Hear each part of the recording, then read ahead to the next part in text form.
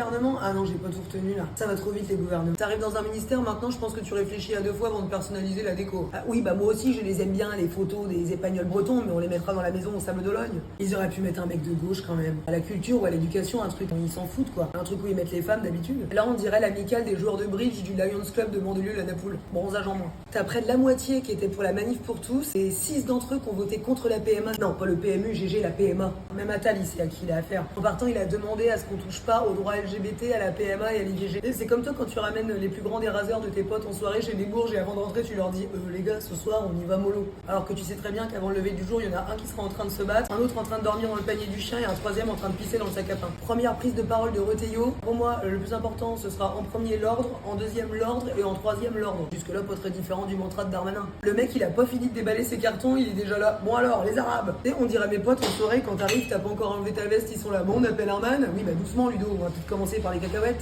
Moi, je sais même pas qui c'était, Retailleau. J'ai vu sa tête l'autre jour, je me suis dit, oula, le mec sent la chasse à court et le gilet matelassé sans manche. J'avais raison, le mec est cavalier, il le porte sur lui son galop 7. J'ai loupé mon galop 1 parce que j'ai pas réussi à faire de la différence entre de la paille et du foin. En même temps, ça reste de l'herbe séchée. Maintenant, à chaque fois que je le vois, je l'imagine avec une bombe d'équitation sur la tête. Le mec a quand même été cascadeur au Puy du Fou. Et là, il devient le premier Schmitt de France. C'est-à-dire que pour lui, là, c'est pas un mandat, c'est un son-lumière. Il est dans le rôle de Charles Martel sur le front de Poitiers et sa quête, c'est expulser les Sarrasins hors du royaume des Francs.